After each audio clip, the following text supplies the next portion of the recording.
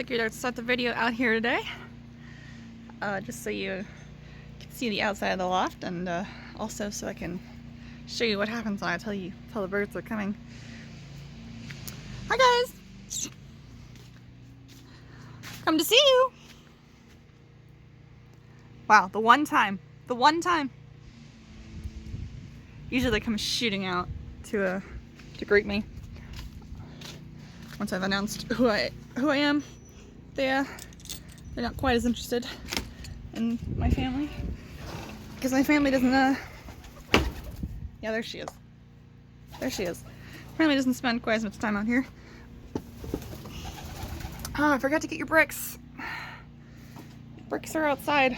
I'll get them in the video.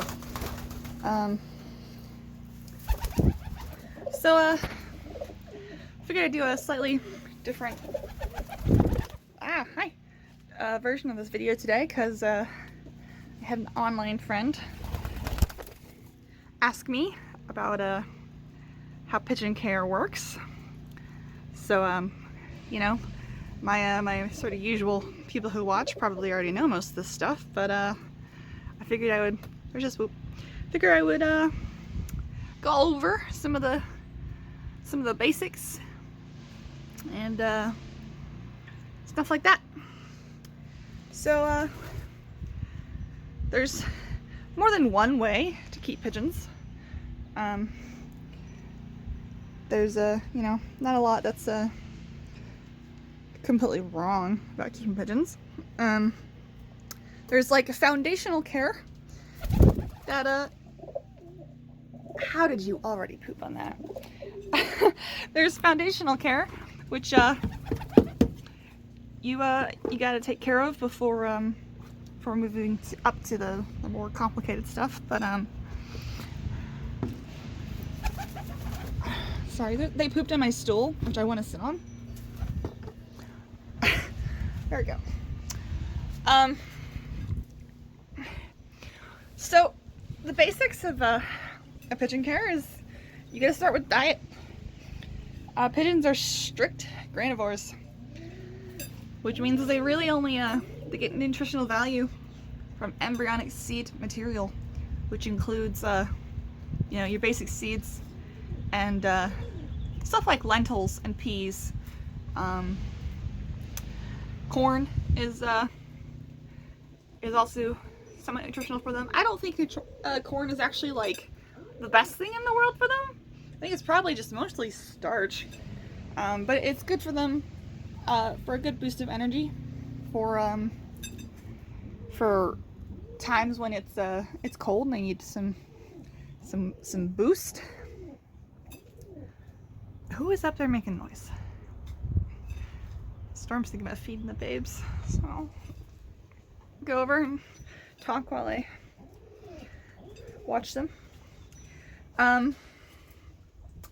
So the other thing you need, besides a good varied pigeon diet, for instance, like dove food is, you know, a decent base if you don't have access to anything else, but you should add you know, higher protein things than just the small millet and other small seeds that dove food has in it. So like you know, a mix of brown peas and lentils and but basically the more varied seeds you can get, I think the better. There's a resource available for people who want to go by percentages in terms of like protein and carbohydrates and whatnot. But you know, it's just your best bet is to find a company that actually makes food for pigeons and buy that instead of trying to supplement a feed that's not made for them. There are a couple brands that are like well known and very well trusted. I don't know how to say the first one, but I'm gonna try. Like Versele-Laga. They're a Belgium-based brand, which that's very good feed. Personally, I use the Foy's feed, which is, are you picking at that scab? She's gonna pull the scab off. She says, you can't, that's not right. That's not right.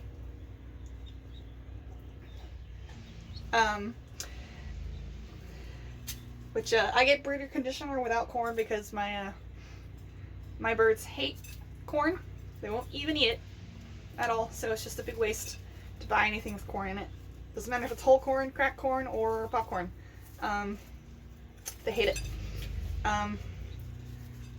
Every pigeon has their seed they won't eat. And you gotta work with what you got. Next, in terms of things your pigeon needs, in terms of nutrients, is grit. Which I hate to look at the grit while Storm is being so cute with her babes. But I will. This is my newish grit feeder. Don't worry guys, I'm gonna pull it over. This actually comes off the top, but the roof is for lack of poop getting in there. It's actually way better than it used to be. So this is a mixture of Versele-Laga's all-in-one grit plus some extra oyster shell in case the girls need some extra calcium, and mixed in kelp granules for iodine. Do you want that back? Huh? I'm gonna push it back. Push it back. Don't worry. Just don't like things being moved around. So grit is really important. You need to have grit available for any bird that you any pigeon that you are keeping. The only occasion in which feeding grit isn't appropriate is a a situation where you have rescued a bird, especially a feral, that has gone long enough without access to these minerals that they will overfeed because they're so desperate for it, and they can impact and become very sick or possibly die from impaction.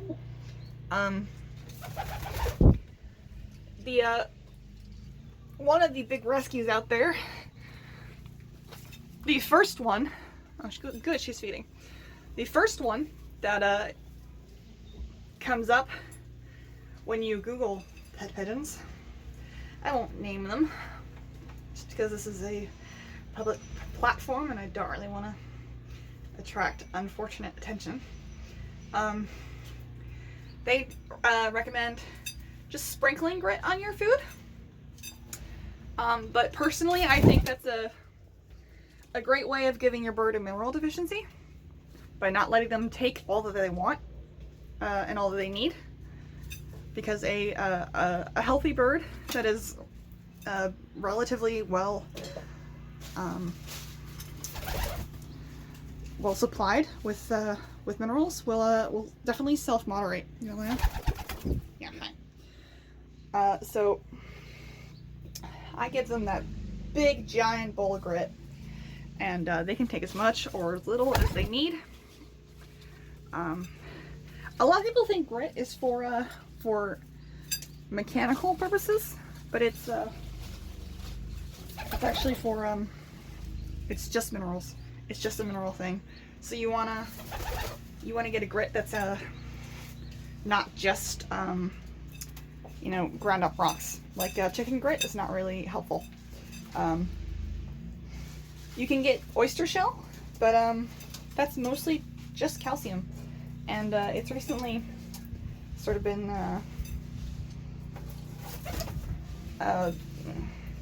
observed that pigeons do much better on red grit, because red grit, or pickpot, as it also comes in,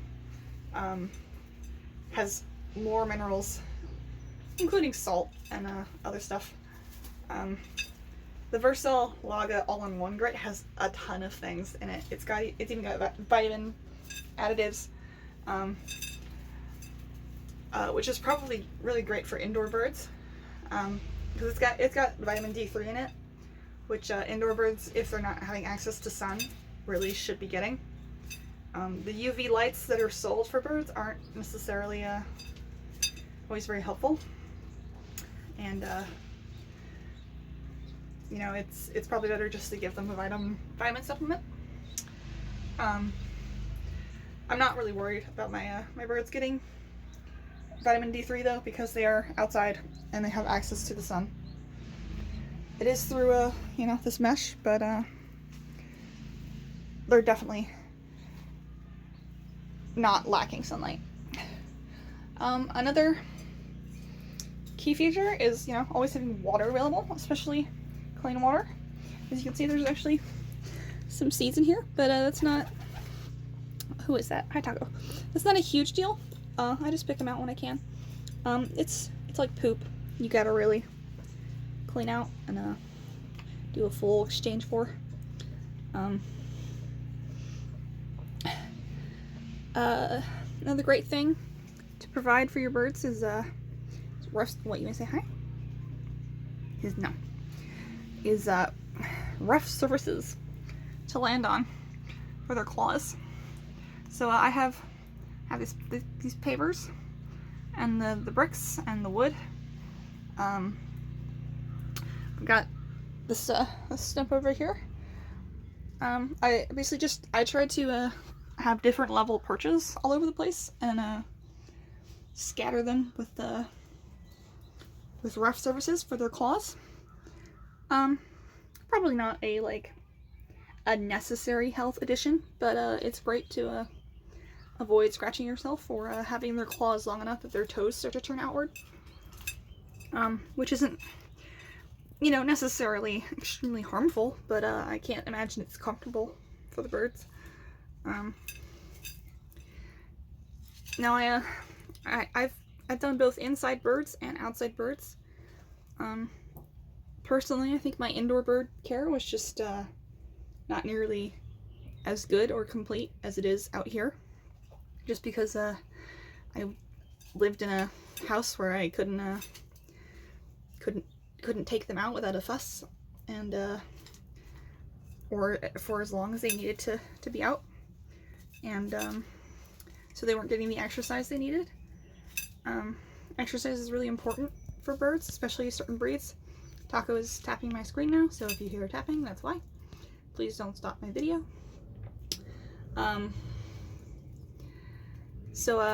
Like the tipplers used to feel, their keel was pretty sharp. It wasn't for lack of food.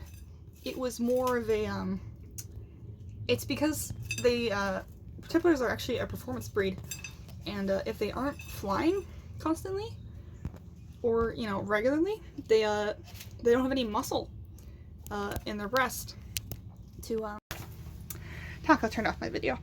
They don't have any muscle in their breast to sort of de-sharpen their keel.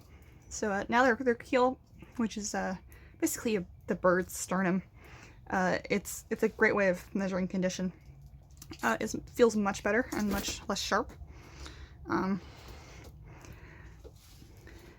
I have to sort of compare the tipplers to each other, and not to Newt, because Newt has such a thick breast that his keel feels extremely rounded, and you'd think he was overweight if he was any other type of bird, but he's just got some meaty ancestors in there, so that's just naturally how he is. What else in terms of setup? You want to provide at least 2 nest boxes for each pair of birds you have. I obviously have more than that because I only have 4 birds, but I am planning on getting a third pair. So, you know, they'll probably take these 2 because I don't think they like the lower boxes as much. Part of the building a loft is making sure you have enough ventilation. So, you know, this is the indoor part, but during the winter we have a door that attaches. So I'm gonna slide in here, show you that there's a door frame where it goes, and that keeps the majority of the wind out and keeps a little heat in. But it's open at the bottom, so the birds can come out whenever they want. We're thinking about putting a hole in the door this year with like a landing pad, so they can just walk through the door instead of like jumping down. But we're not sure yet. You also want to make sure that the perches you have available are not directly in front of the nest boxes, because perches that are a perch that would be like here where my hand is, if a pigeon was standing there, Storm would see that as a threat, and there could be fights over nest boxes. Do not go for my phone again. Taco, please, can you step up? Yeah, thank you. So we've got 3 perches inside.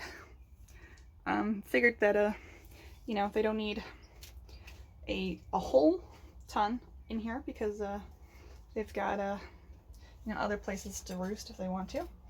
But you know, ventilation is very important for pigeons. So like, you have to walk the line between you know, this ventilation, which we've got holes at the top too, and you know, keeping the wind out and somewhat of the warmth in.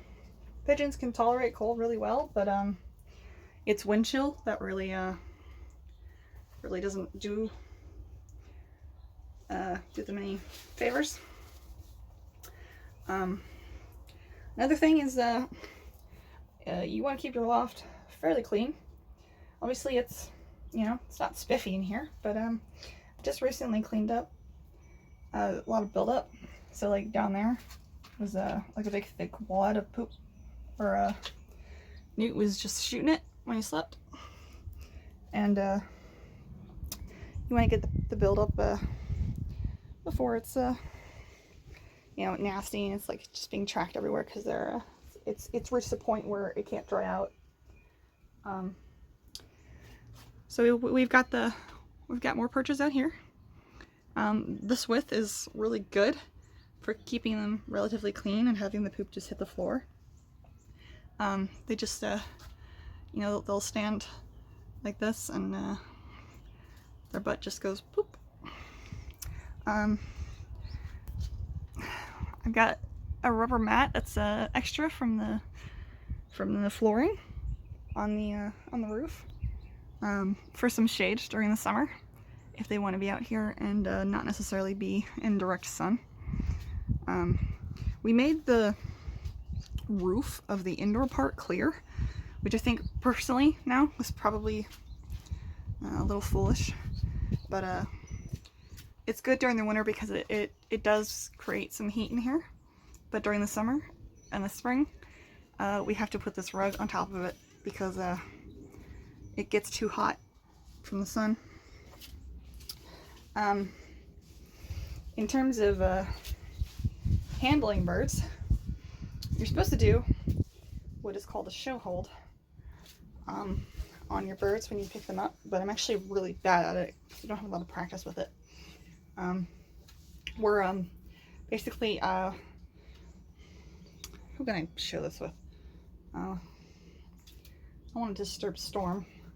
It's so busy, and Cloud's also busy. Taco's on my shoulder, but she's just, that's gonna be hard to film. So I'll sort of demonstrate just sort of the posture you take. Yes, hi. You sort of go forward like this, and you like scoop their little feet, and you tuck their feet back, and you hold them from the bottom, and sort of against your chest, so that their wings aren't flapping all about. The more immobile, but not necessarily pinned down from the top they are, the calmer they're going to be being held. They're obviously still not going to like it, but it's better than just grabbing them any old way. Unfortunately, I'm just really bad at show hold because, again, very little practice, and I only recently learned how to do it. Especially with Newt, he's so meaty, it's very hard to get control of him with show hold without any practice. But unfortunately, he's my most tolerant bird of handling, so if I'm going to practice, I want to practice on him, because I know he's not going to hold it against me. It's very important for pigeons that you took the band off?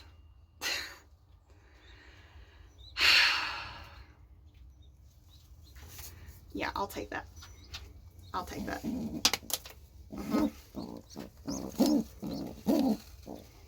Yeah. This is I think this is Plum's band. Yeah, it's 3:31. I just put this on today. I'm gonna have to put it on again tomorrow, I guess. I guess it maybe it just slipped off Plum's foot, and Storm got rid of it because it's not supposed to be in the nest. Well, it goes in my pocket. Guess we'll try again tomorrow. Maybe the babies are just their feet are just a little small for having the band on. Wonder if Banana still has the band on. It's hard to tell. Before I leave, I'll have to lift up Storm and see. Just look up and she's got it in her beak. What was I talking about? Oh, handling. Yeah. All right. So pigeons are mate bonded creatures, and they really only appreciate being touched, in most cases, by their mate and pretty much no one else. So a bonded pair can be good pets, but you're probably not going to be able to really pet them very much, if at all. Like I can hang out with all my birds, and Taco has been on my shoulder this whole time pretty much. She likes to preen me, Cloud likes to preen me, Newt likes to preen me, but none of them want to be touched back, and I have to respect that, because if you don't, then they don't trust you, because in a sort of an anthropomorphic way, consent is very important to them. So if you touch them, you need to have their permission.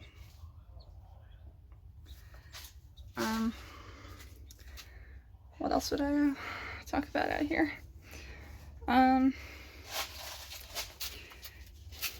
So yeah, it's actually it's pretty easy to keep a few pigeons in a loft, because you're giving them space to fly around and do what they want to do, interact with their mate and their flockmates. I give them a bath as often as I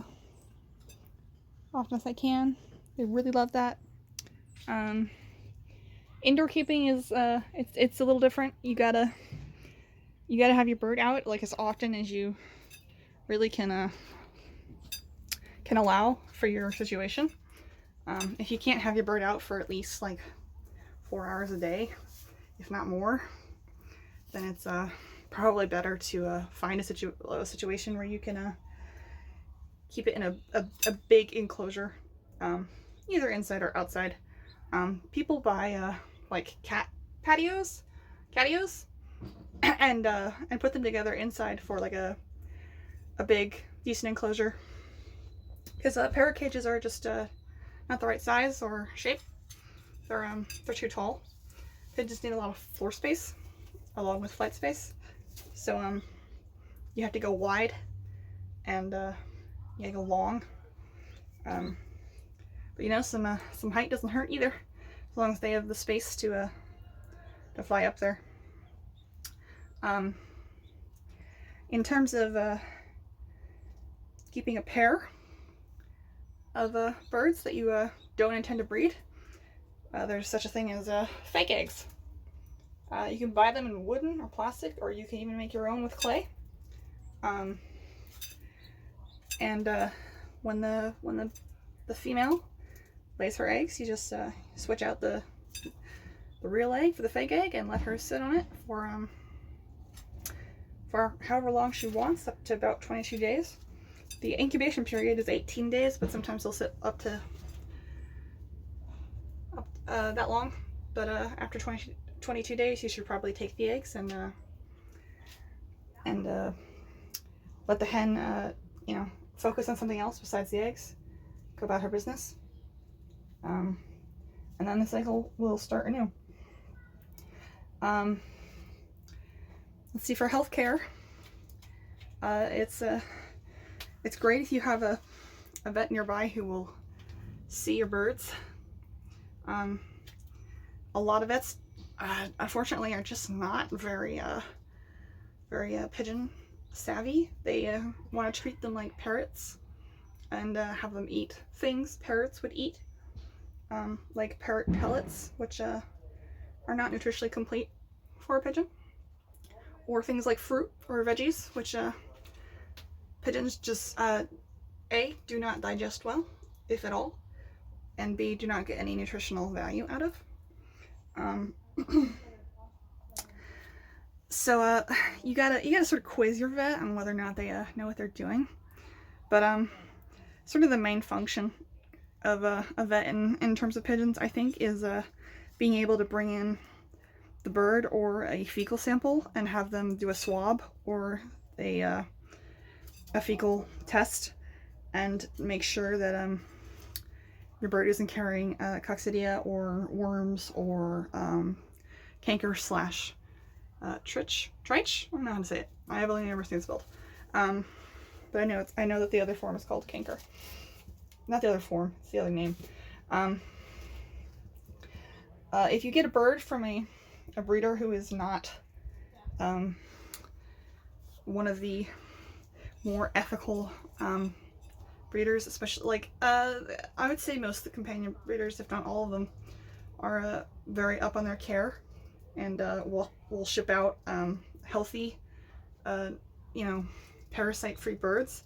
But getting birds from any other source is kind of a gamble.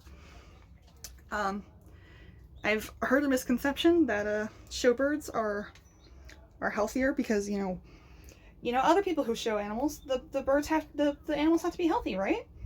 Well, unfortunately, that is not the case with pigeons. In fact, if you go to a pigeon show and you have pigeons at home, you should change your clothes and perhaps even shower before you expose yourself to your pigeons again. If you show your pigeon at a pigeon show, you need to be ready for that bird to come down with something, because chances are there's always something going around in a pigeon show, because people are not bringing in their healthiest birds. They're just bringing in their standard birds. Health has nothing to do with it. Any racer or performance breed loft, they're gonna have the same health issues. The best you can hope for in terms of a breeder that's not breeding for companions is a bird that just is carrying external parasites, and in that case you will have to deloss them yourself, probably, because very few vets will deal with permethrin, because it's sort of nasty stuff. A warning about permethrin: I've yet to have to use it, but I've been told that it's very, very, very toxic to cats when it's still still wet and or you know, still transferable. It's not completely dried. And the container that you dip the birds in with permethrin should not be used for anything else, because supposedly permethrin will leach into plastics, and it's very, very toxic. So you don't want to keep that in your house near your cats. If there's a spider going down the wall. Prefer if it would stay somewhere else. Oh, don't finger my feet. So there's permethrin. There's also there's a less toxic to cats version, which is called pyrethrin, which is it's mostly in a spray, which I thought was not very helpful, but apparently if you do it very thoroughly, you can spray the bird and take care of lice. What if I sit? I'm just sitting. Otherwise, you come over. You come over. Hi. Otherwise, there's worms that pigeons can carry, but usually you'll see signs of that in their poop. Like they'll pass a worm or something, and then you have to you deworm them. It's best to have 2 different dewormers on hand, because worms can get somewhat tolerant of the first dewormer you use, and the second one is to use after the first one, so that you are fully wiping out as much of the population as you can, and that way you aren't just creating a very drug-resistant worm inside your bird. A warning to people with dogs. The fuck was that? Something just touched me. I don't know what it was. Okay. A warning to people with dogs. Ivermectin, I've heard, is it's a dewormer you can use on pigeons, but I've heard that it's quite toxic to dogs, or at least certain breeds. So you should do research on that before you get ivermectin. There's plenty of dewormers out there. There's a lot of choices. So it's not your only choice. You don't have to use ivermectin. I recently stocked up on all the medications that a bird would need for all these more generic illnesses. But so like I've got treatment for canker. I've got treatment for coccidia. I've got 2 dewormers. I've got a delouser. I have antibiotic ointment for any wounds. I've got quick stop in case anybody gets a blood feather, which won't stop bleeding, which is generally what blood feathers do. A bleeding bird is a emergency.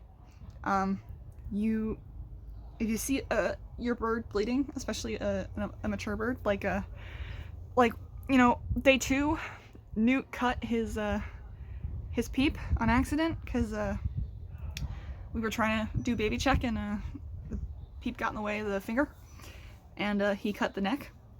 But the Peep stopped bleeding almost immediately, so you know that's not a problem. If you watch the bleeding and it stops, that's fine.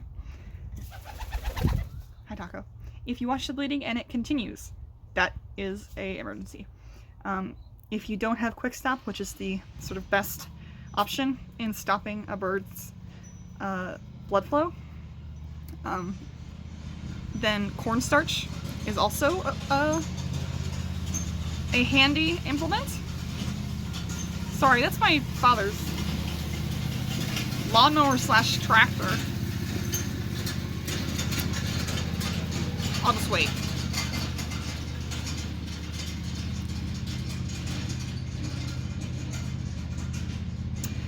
Yeah, if you don't have a quick stop, cornstarch will do. Ew. Taco pooped on me. It pooped on my arm and it didn't bounce. I'm like unraveled on the way down. Gross. And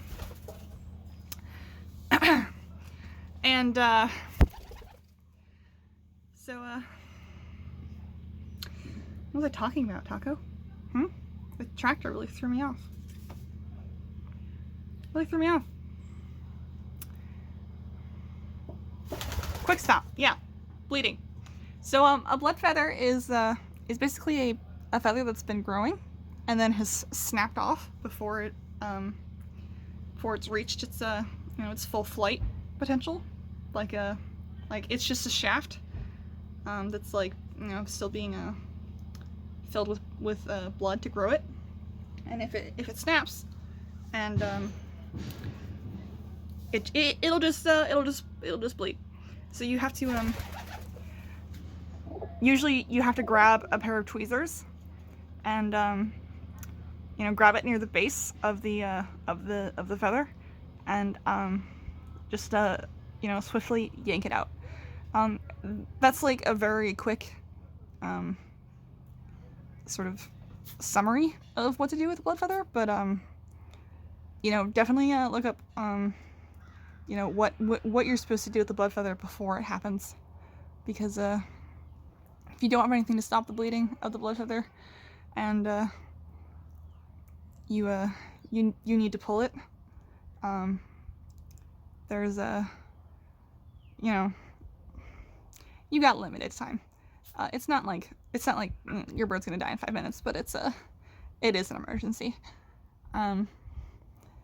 So far, I have not had to deal with the blood feather. I think it's usually more of a problem with pigeons who have muffed feet, because those feathers on their feet are like full flight feathers, and they're really easy to snap because they're just walking around on them.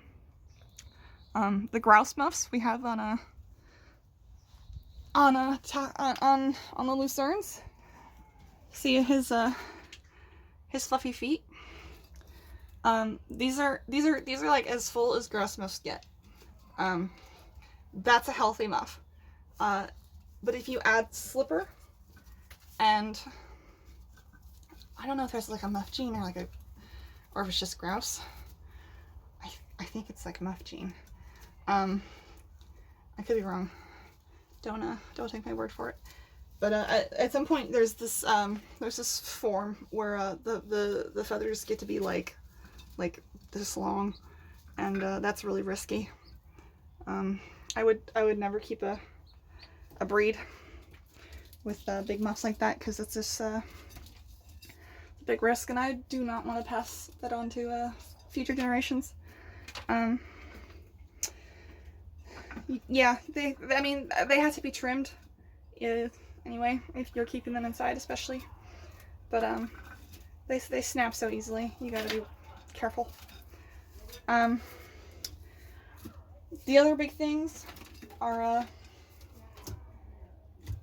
not so much for indoor birds, but for outdoor birds.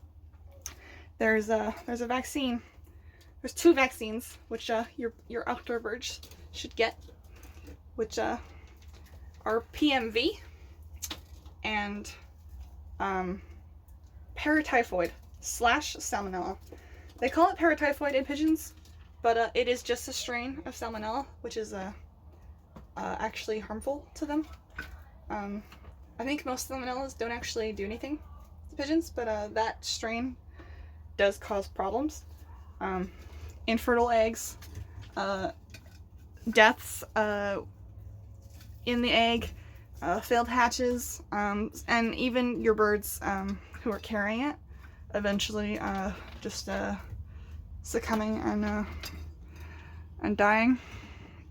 But honestly, I think PMV is probably the scariest one, because if your bird survives, they are gonna have a permanent neurological damage, and you can tell a PMV survivor because their head will twist and twitch around sort of uncontrollably, especially if they are excited or scared. So you'll see the occasional video of a bird who's had PMV and survived, who's not very coordinated anymore, and their head just is doing weird things. Like their heads don't stay very still. They wiggle and twist, and they stargaze a bit. It's not the end of the world if you get a bird who's survived PMV, but they do require special accommodations because they're just not equipped to deal with really coordinated actions. So you basically have a disabled bird that you gotta accommodate.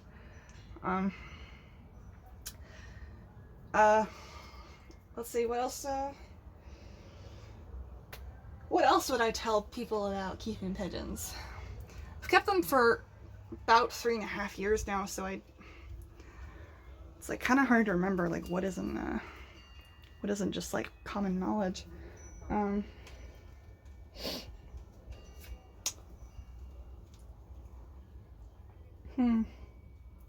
When you're building a loft, this is hardwood cloth. It is 1/2 inch. This is the safe minimum of keeping predators out. If you can get 1/4 inch, even better. But you don't have to. Not much is gonna fit through here except bugs. I mean, even a big carpenter bee can't fit through here.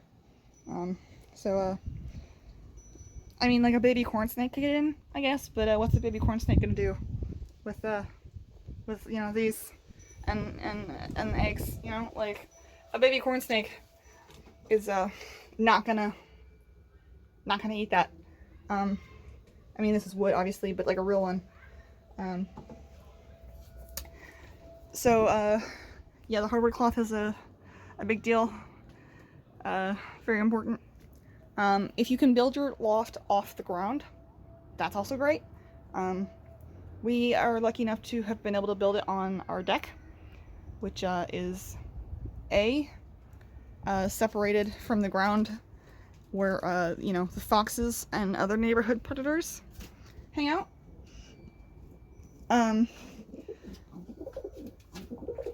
But if you can pour down like a concrete base, or keep your loft up on bricks, or, you know, concrete pavers or something like that, you are you're limiting the amount of she's mad. You're limiting the amount of stuff that can come out of the dirt and into your birds. Like birds, any bird, any pigeon. I mean, when I say bird, in this, I always mean pigeon. I just want you to know that. I don't know anything about parrots, so don't assume I'm talking about parrots or finches or, you know, any bird you'd keep inside except pigeons. You can actually track worms into any pigeon's area, and they can pick it up.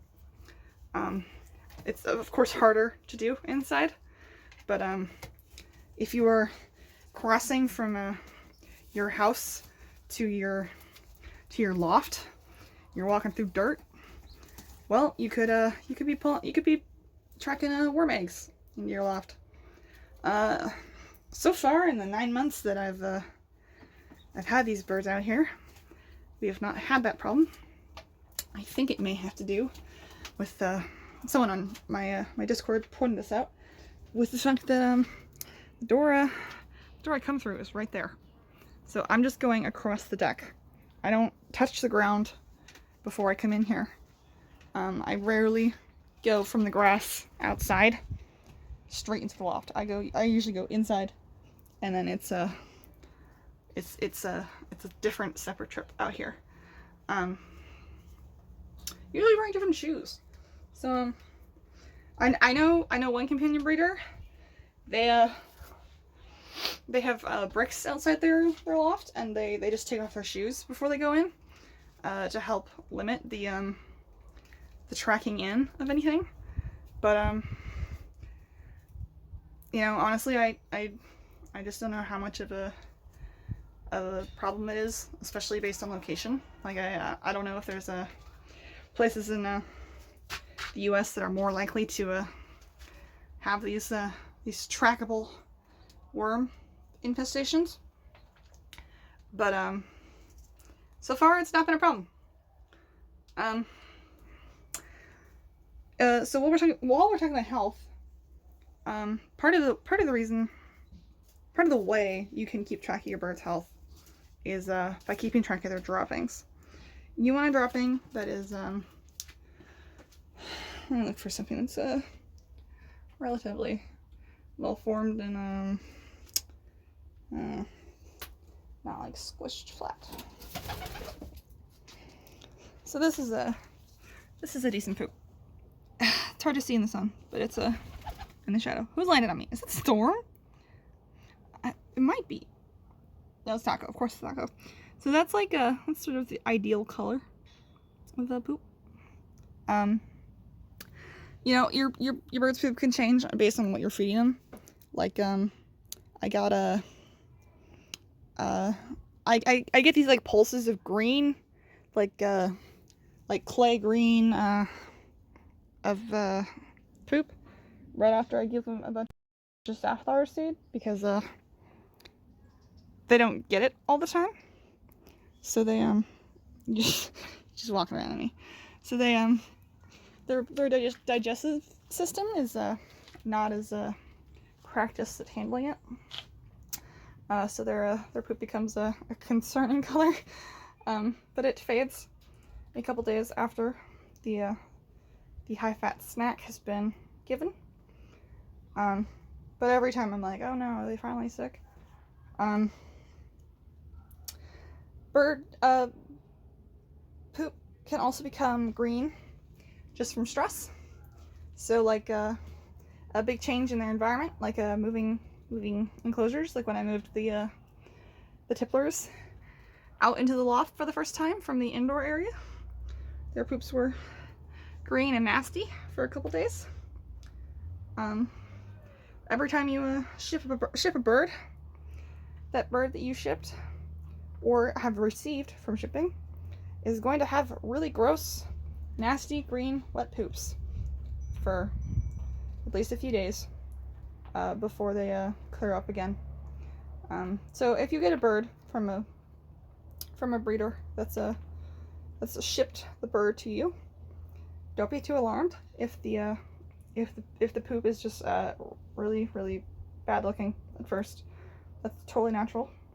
It's just the stress of the bird's new environment and the shipping and yeah. I mean, shipping is really not very terrible for pigeons at all.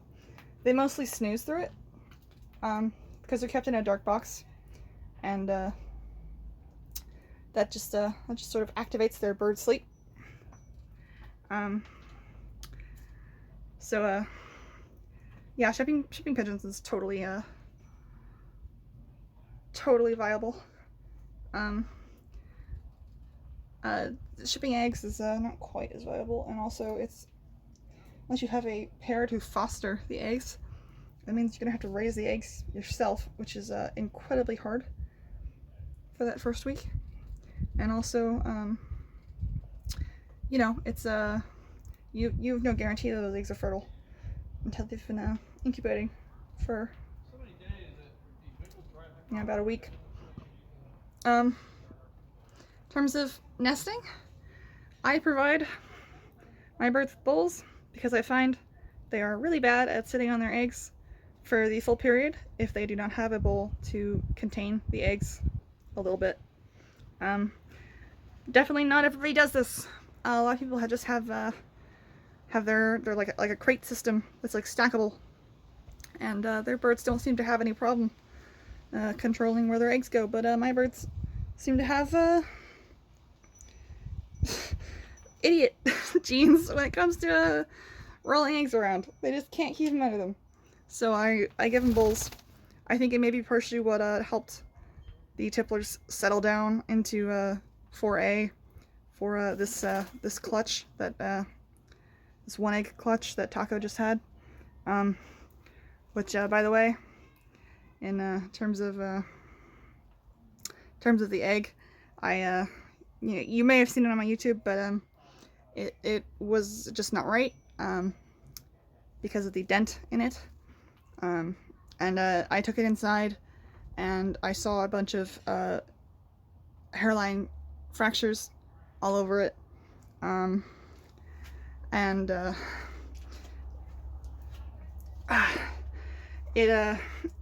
The veins on it made it look like maybe it was still a little bit alive, but you know, we put it in the fridge, and we opened it up later, and it had been almost completely dried out, and the embryo was dead. It was at the very least it was not deformed anyway. It was well formed, and you know, it had all its limbs, and it was, you know, had the correct number of toes and whatnot. So at least it wasn't just like a genetic issue from my birds. I think it was just the unfortunate situation of Cloud going ahead and pushing Taco off of 2 clutches in a row, and doing it so fast that she didn't have any resources to make a decent egg, or even 2 eggs for this clutch. So he's sitting on a fake currently that I gave them last night, because if it was alive, I didn't want it to hatch, and and you know, it did turn out to be dead, so you know, it's unfortunate, but it happens. I'm hoping Taco will sit for a little longer than usual, so she can rebuild her calcium stores, and have a good decent egg or 2 next time. Yeah, so you gotta watch your females' calcium. Females that are having a calcium deficiency have weak eggs.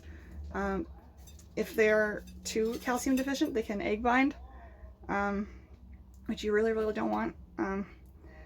That's a vet visit right there, because you need X-rays to determine that it's what's happening, and you need a vet to help treat it. Even a vet that doesn't know pigeons should know what to do. Egg-bound birds, you know, happen. Taco's still standing on me, by the way. She's just been hanging out with me.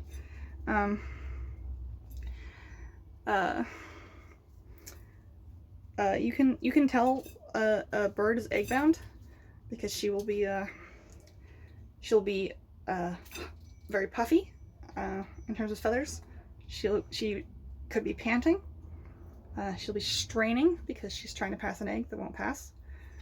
She'll have a hunched posture, which is generally the sick, I don't feel good pigeon posture.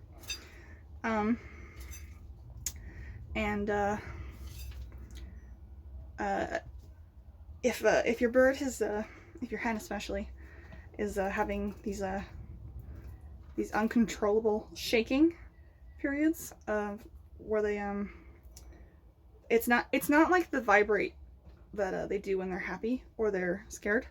It's just like a full body shake. That's also a sign of calcium deficiency, and you can go to the vet and get like calcium injections to deal with that. Best thing to do though is to head that off the pass and you see the mint in the patio? And get as much calcium as your hens need. That's why I mix extra oyster shell into my grit. see, in terms of keeping a pigeon inside, I'll tell you what I know. But again, I was not the best at it, so I'm not the expert. First of all, you need an air purifier because pigeons are very dusty, and anybody can develop bird fancier lung, which is a sensitivity to the dust that pigeon provides. They're very dusty birds. They don't produce oil. They've got a vestigial oil gland, but it does not do anything. They don't have a powder gland either. That's a myth. They just the powder is dander pretty much. Lucernes are a little dustier than your average breed. For anybody interested, but need a low dust breed, Lucernes are probably not for you. Look into Vorburg croppers though, because they're very low dust. I know that. They also need like good perches and good space, and you can convert a dog kennel into a pretty good pigeon cage as long as they have a lot of out time. But you know, the nutritional needs are the same, except it needs the vitamin supplements. You can try pigeon pants on your pigeon, but not every pigeon will tolerate it. Pigeon pants are basically pigeon diapers. They collect the poop, and you gotta change them every 3 hours. But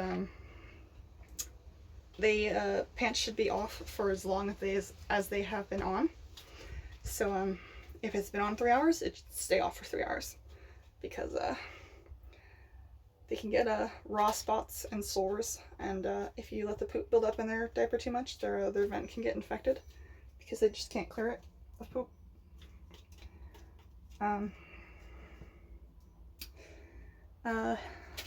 Indoor hazards include, off the top of my head, there's a bunch of toxic plants for birds, which you shouldn't have.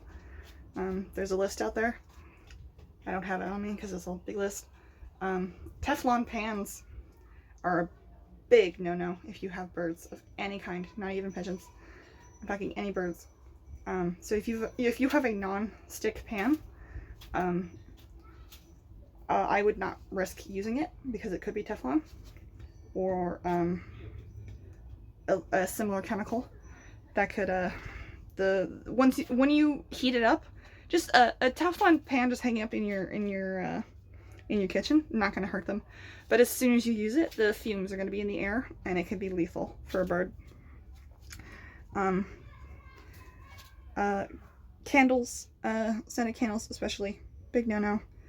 Wood smoke, do not let it be in the same room. No smoking in the same room as the bird, or letting the bird in the room where you've smoked for at least 4 hours. Or if it's a room that you habitually smoked like cigarettes in, like tobacco products, and it's just like a stinky tobacco room, don't let the bird in there. Birds are very sensitive in terms of what they can breathe in. I'm really glad that the birds were moved out here last year, because since then we've gotten fireplace inserts, and there's a decent amount of wood smoke that is released into my house every winter now, especially in the room where they were. So that would have been really bad for them, and I'm really glad they're out here, because you know, smoke is going up out here and not down into the aviary.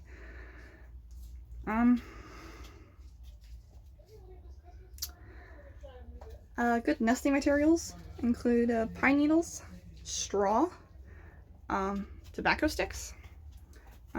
They'll take wood shavings if you've got nothing else. Be careful when you get your straw.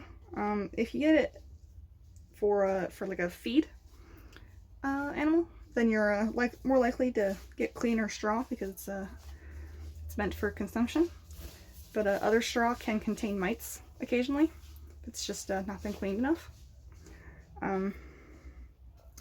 Which you really don't want getting on your bird. Mites will actually harm your bird more than lice will. Lice are just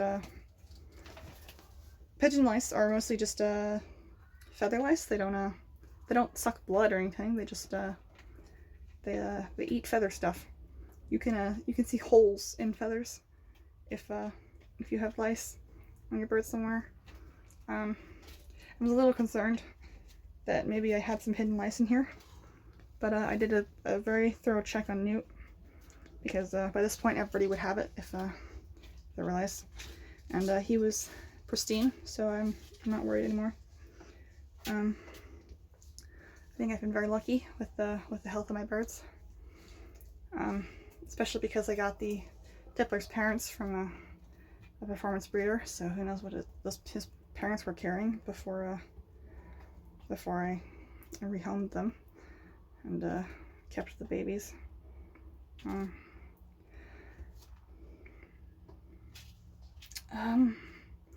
Other indoor hazards are windows, of course. If your bird does not know what a window is, you can put little visible pieces of, like an X of tape on the middle of the window, and like blue tape or something, and they'll realize that it's not a clear exit point. My part of my socialization plan includes trying to teach babies that windows are a concept that they need to be aware of. I've got 2 different windows in the room that I have available to me to work cat-free in, which they're both different shapes, which I like because it means I can teach them, hey, windows aren't all this shape. If it's a clear space, it may be a window. I don't know if it's going to work, the teaching them, but if it does, that would be great, because early on in Taco's life, she flew right into one of the windows in the room she was in. She only hit hard enough to briefly make her stand instead of fly, but she didn't even look particularly stunned. She just she did learn though that windows were a thing, and Cloud must have been watching her fairly carefully, because he never hit a window after that point, and he never hit it before that.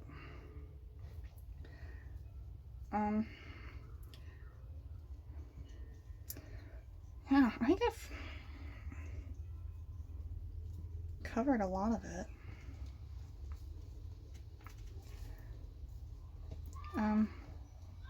Yeah, so this whole explanation is mostly for my online friend, but you know who you are. If you got any questions that I've missed something that you're curious about, feel free to ask me. If I know the answer, I'll tell you. I have a policy not to give advice on anything that I don't know about, or don't think I have a good idea of what's going on about. I think just throwing out wild advice that you don't know, it's just a recipe for disaster. And it also just makes you look stupid.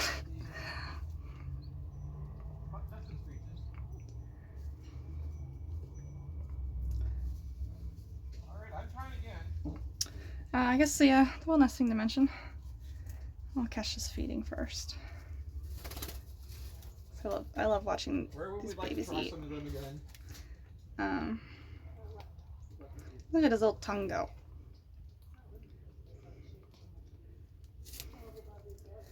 It's terrible. Who is that? Is that banana? Is that plum? Who is that? I can't tell because one of your rings fell off.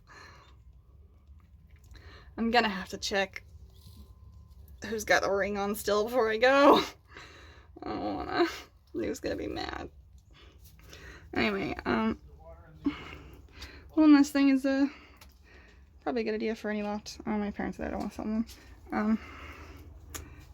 I have a string curtain in front of my door to help discourage birds from flying out.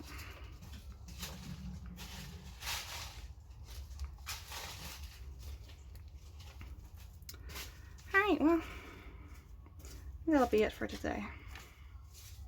Alright, before I go inside, new bricks. They don't like to stand on this thing very much, but I noticed that Newt would stand on this one. Now that oh, there's a brick here, so maybe the second one will make it more of a peeling spot. And I added the brick here so they can in fact, I'm gonna pull this so they can stand on that brick and get a sip if they want. Alright. Also, Banana does still have his ring on, but Plums is in my pocket. We're gonna have to put that on again tomorrow. Maybe when Plum's got a little extra growth on him. We'll see if Bananas stays on through the night. I might have to check the nest dust tomorrow and see if it's been flung in there somewhere. Yeah, alright. Really pleased with how many rough objects I've got going in here now. Because just don't be afraid. You can see that her claws are actually pretty dull on the edges. Tacos are a little sharper. Wonder where that is. Where have you been standing that Storm has been standing? I don't know. Anyway, go inside. Gonna end this because it's obviously already a very long video because I think I filmed like 50 minutes. But the baby's doing well. They're very cute. They're very wiggly. You can see seed in their crop through their skin, which is kind of gross. But you know, they're baby birds. They're a little bit gross. It's part of their charm. Alright, thank you so much for watching.